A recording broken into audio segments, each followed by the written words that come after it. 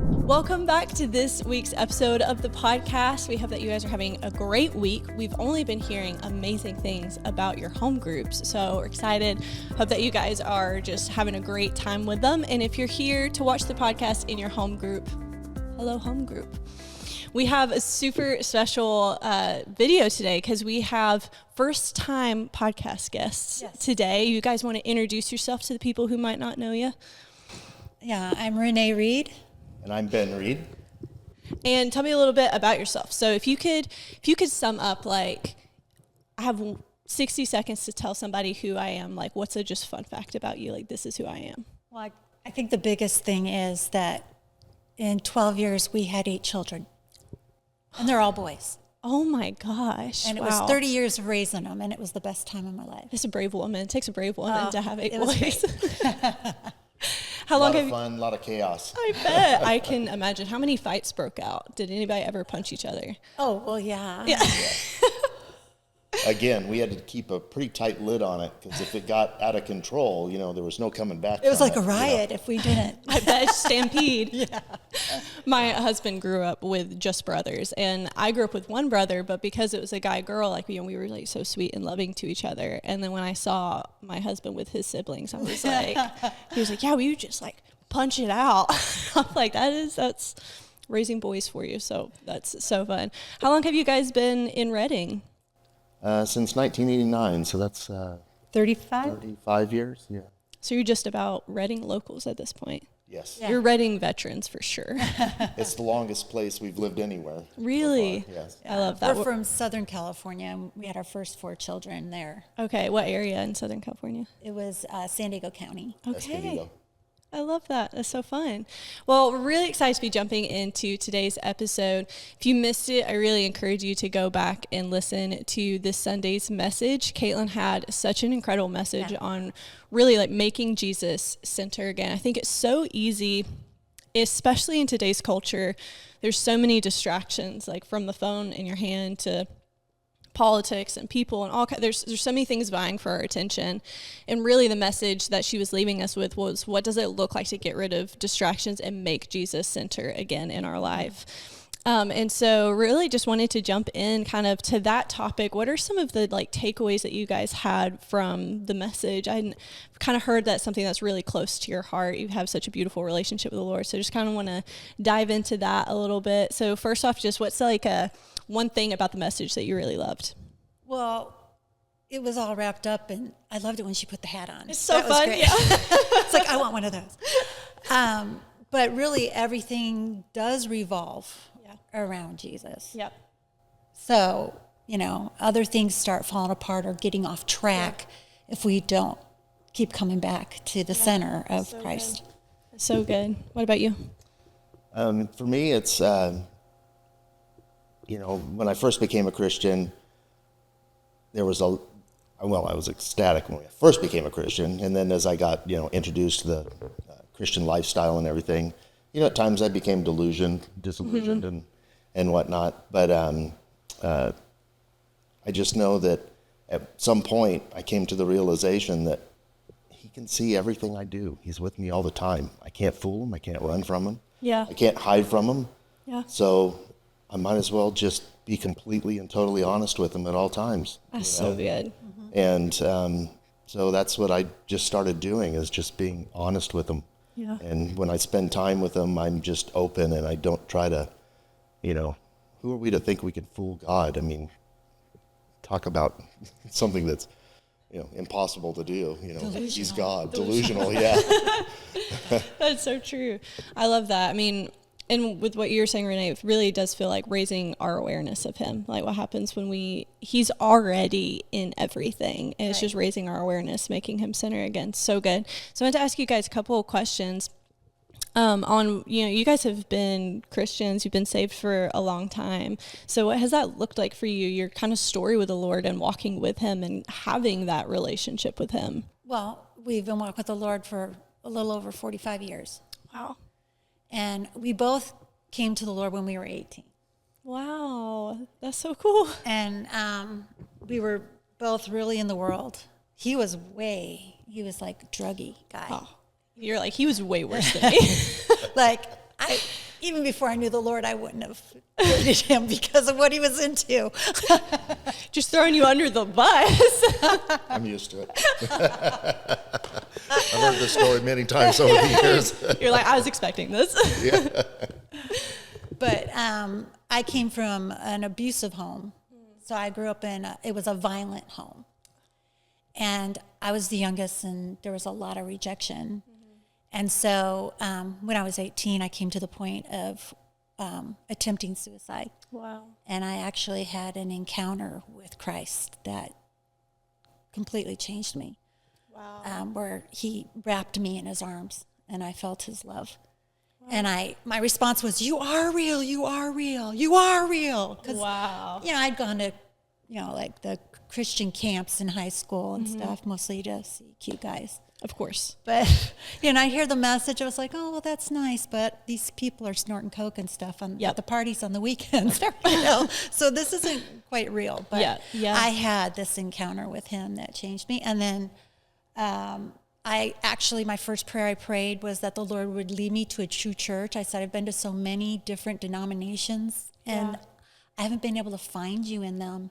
And then I asked that he would actually bring me my husband. I don't want to get married till I'm 26. I was 18. But a few days later, I actually heard the Lord tell me, you're going to meet your husband.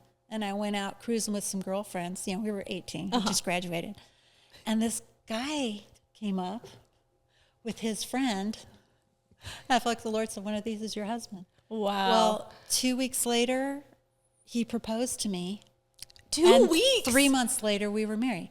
That's incredible. That was incredible. And then That's 14 brave. months That later, was we had our confident. first of 8 children. So It's a fast track. That was a fast track. yeah. So the way our life changed, was that your question, or how we made Christ our center? I kind of got on a rabbit trail. No, I love it. I love it. Yeah, just kind of, I love hearing people's testimonies. What is your story of coming to the Lord? So I think Okay. that beautifully answers that. I love to hear yours.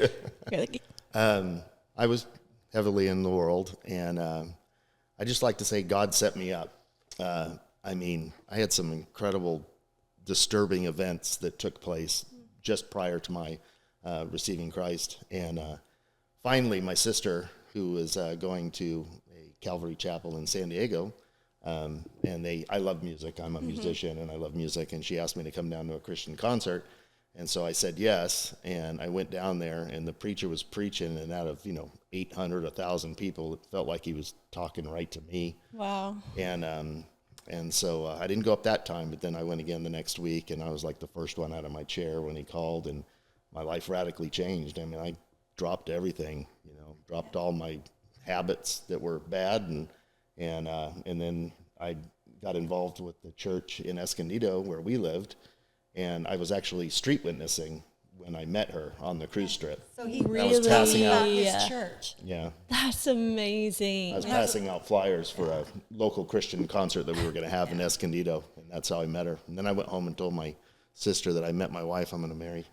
That's incredible. I love that you guys both had that realization at the same time. That's crazy. I love that. So cool. Well, one thing that stands out to me about both of your stories is you had this encounter with God, and it changed everything, everything about your lifestyle.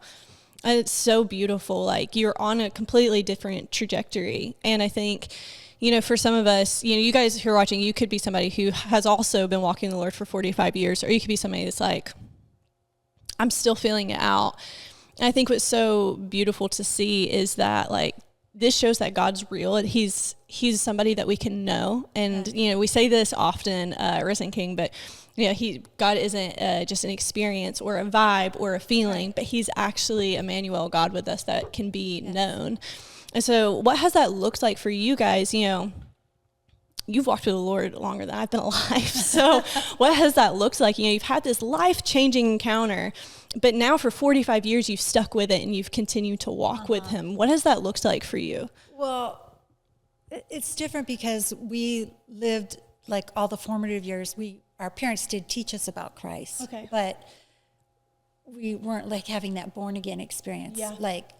finding out for ourselves. So we Yeah. both dipped our toes in the world. Yeah, totally. So when we are not making Christ our center, it's very obvious to us. Yeah. Whereas we raised our children up, they were raised up in Signs and Wonders church Right. Yes. and yes. miracles, and they didn't have that walk in the world to, So I Yes. think there's like great advantage if you never had to do that. Yeah. If you never had to walk in the world. But there's this other part of it when you have come out of the world to Christ, you feel the difference when you're not walking with him Yeah. tight, Yeah. when you're getting too distracted. Yeah. And having 8 kids, you can imagine the distraction. Yeah. Lots of opportunity to be distracted. Yes, it's so good. I mean, over the 45 years, I mean, there's been lots of ups and downs, in my relationship with the Lord anyways. I never walked away from him, but, I was disillusioned at times, Yeah. But the transformation was so real. Yeah. I just can't deny it. I could never deny anything because it was just so real. And it always brought me back to, falling before him and just asking all the hard questions, Yeah. that the world would ask me sometimes, and asking him those hard questions, and and he confirming with me, the plan that he has, and the understanding that he has of us, and the tenderness that he speaks with us and approaches us, and just always giving me new hope and new life, Yeah.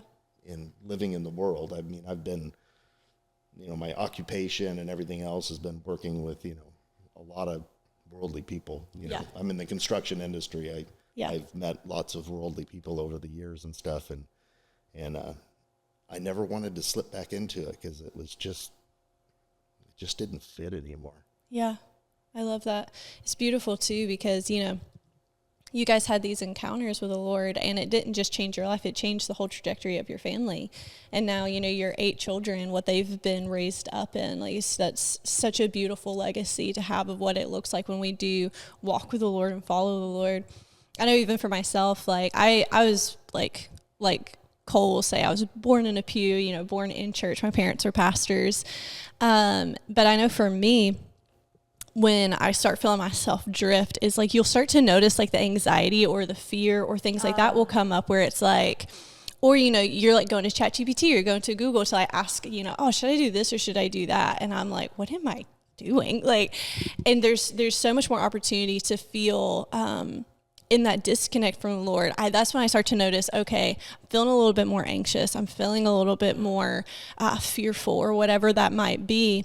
And then I realize when I start going to the Lord, I start making him center again and really coming back to that zeal, that first love that Caitlin was talking about. When you make that your priority again, I have so much peace. And even when it comes to big decisions or decisions for my family, I have so much peace in it. And that's because we're making the Prince of Peace the Lord over our life. So good. For you guys who are in home groups, just, kind of discussing this with your people, one question I want to ask is, do you have any practical tips? I know Kate was kind of talking about a few different things, but what has worked for you when you've kind of felt yourself take a step back? How have you gotten reconnected with the Lord? My reconnection times with the Lord are usually in my truck when I'm between jobs. Totally. Driving back and forth. So now that with the advent of the Bluetooth, I don't look like a crazy person talking in my truck, and sometimes screaming and yelling, Yes. Having conversations with the Lord and stuff. But he's just so real that I can't walk away. I can't deny him, and he's always been so good to me, and he's so funny to me.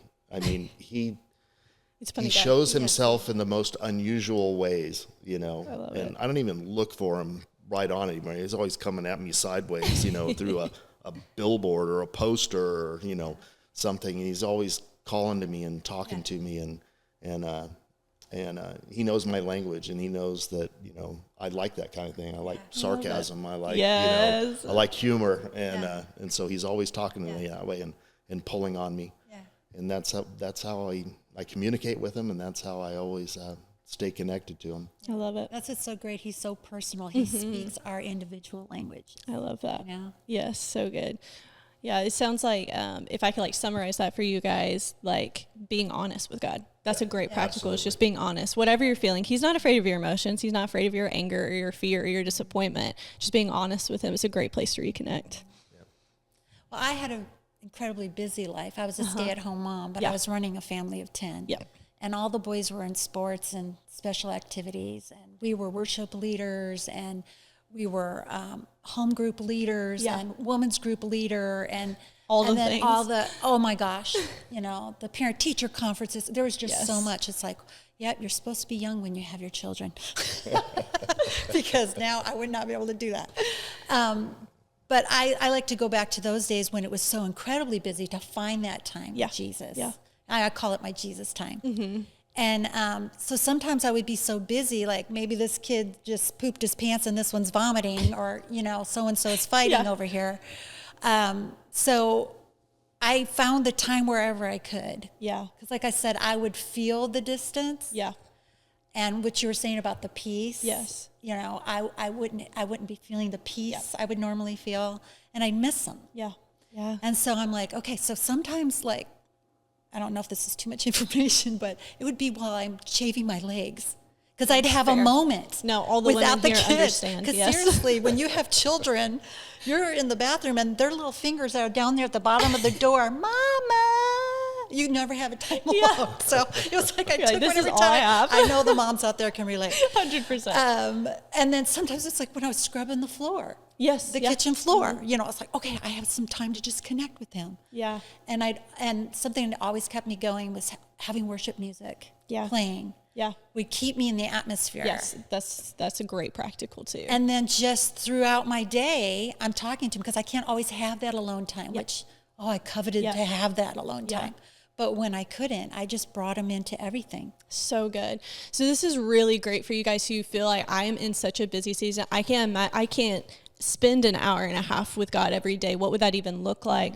This is great. I honestly, like, that's actually made a huge difference for me and my husband too. The atmosphere of our home is just having worship like music on and raising our awareness of him. Even I've had those moments like scrubbing the toilet and I'm like, hey, Jesus. And so just taking those moments to raise your awareness when you can. These are great, just practical ways that you can start to incorporate and raise your awareness of him and help make him center again. Amen. All right, guys. So if you're in your home group and you guys are doing the self-discussion kind of group questions together, I have a couple for you guys just to chat about tonight. So one is, where do you notice something else trying to take center stage in your life right now?